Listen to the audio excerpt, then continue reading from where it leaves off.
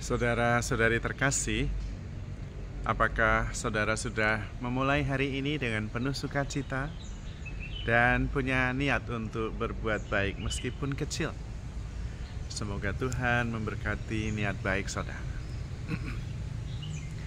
Saya baru saja kembali dari Baksos 3 malam 4 hari di Temanang, Kecamatan Sepauk, Kabupaten Sintang, Provinsi Kalimantan Barat. Dan saya semakin sadar bahwa apa yang di sini menjadi masalah, di sana bukan masalah. Sebaliknya, apa yang di sana menjadi masalah, di sini tidak relevan. Di Sintang, di Temanang, terutama tempat kami Baksos, itu perjalanan untuk belanja sesuatu di kota kabupaten, di kota kecamatan bahkan, itu harus menempuh jalan berdebu, kondisi jalan yang tanpa aspal selama 2 jam lebih. Sehingga belanja itu menjadi problem besar, yang tentu di sini tidak relevan. Mau belanja kemana saja bisa, bahkan dengan sistem online datang sendiri, mudah sekali. Itu salah satu contoh. Contoh yang lain juga adalah sinyal. Di sana sinyal sulit sekali, susah sekali mendapatkan sinyal. Jadi untuk bisa menonton video di dalam YouTube atau TikTok, di sini tidak masalah, di sana menjadi problem besar. Sebetulnya bukan hanya masalah nonton video di dalam YouTube atau TikTok, tetapi berkomunikasi itu menjadi masalah. Dalam arti komunikasi melalui internet, berbasis internet. Yang di sini tidak masalah, di sana sungguh-sungguh masalah. Intinya adalah sebetulnya dimanapun kita menemukan persoalan, yang paling penting adalah sikap batin kita. Kalau kita bisa nyaman dengan diri sendiri, dimanapun kita akan nyaman. Persoalan tetap ada, tetapi kita bisa menyiasatinya. Karena kemudian merasa bahagia, merasa connected, fulfilled, atau merasa penuh syukur, itu tidak tergantung akan apa yang ada di sekitar kita. Di sini untuk duduk bersama, ngobrol, sekedar bercerita, membangun persaudaraan, itu sangat sulit. Masing-masing sibuk, tidak punya waktu. Tetapi di pedalaman, kesempatan untuk duduk bersama, berbagi cerita, itu sungguh-sungguh sangat mudah didapatkan. Bergembira, saling berbagi. Ada seorang ibu yang saya tinggal di tempatnya, dia mempunyai banyak pohon nangka, banyak juga pohon kedondong yang manis, juga pepaya. Mereka menceritakan bahwa di sini atau juga pohon pete, pohon jengkol yang hasilnya berlimpah. Ia mengatakan bahwa kami tidak bisa bisnis ini, Romo, karena semua di sini adalah keluarga. Jadi kalau saya panen ya saya bagi-bagi. Tidak mungkin saya menjual kepada keluarga saya sendiri. Persaudaraan jauh lebih penting daripada keuntungan finansial. Nah, kalau di sini ya sudah, itu menjadi sebuah kesempatan untuk bisa jual jengkol, jual pete, jual kedondong, jual nangka, dan sebagainya.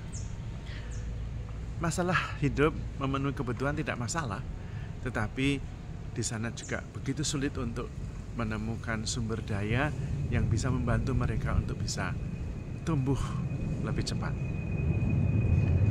Tidak banyak, dalam arti tertentu, orang yang kekurangan makanan dan minuman karena berlimpah-limpah tersedia dari sumber daya alam. Tetapi untuk bisa sungguh-sungguh studi, belajar ke jenjang yang lebih tinggi, kesulitannya luar biasa. Karena di beberapa desa hanya ada sampai di SD atau SMP. SMA tidak semua desa kelurahan punya. Di tingkat kecamatan iya, tetapi di tingkat desa yang jaraknya begitu jauh dan sulit ditempuh, tidak selalu ada sekolah setingkat SMA. Yang di sini kita bisa memilih kemana-mana. Bahkan sekarang mulai ada indikasi sekolah-sekolah tertentu kesulitan mendapatkan murid. Sementara di sana anak-anak kesulitan mendapatkan sekolah, dan kemudian karena ada begitu banyak hambatan tidak bisa menyelesaikan sekolah mereka.